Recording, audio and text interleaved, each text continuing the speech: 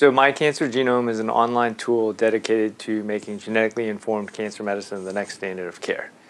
Essentially what happened was we had set up multiplexed tumor mutational profiling at Vanderbilt, and then we realized that some folks, either cancer-related or non-cancer-related, like house staff or other people involved in taking care of patients, didn't quite understand what to do with the genetic information. And so we said, well, let's make it as simple as possible. Let's make it an online thing that you can just click from the electronic medical record and get to this website and have no excuse to not know what the information is. So at Vanderbilt, it's actually linked to our electronic medical record, but then we decided to make it freely available to the world through the internet.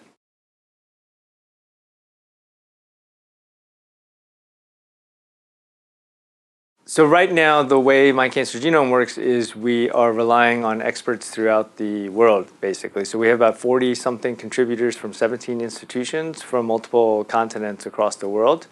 We have a program content manager at Vanderbilt, and then we also have another content writer.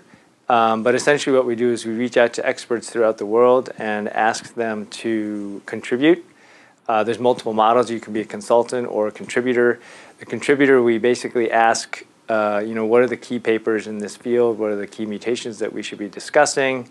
And then actually our content people will help write the actual content for review by the expert. And then there's a lot of review before it actually goes online.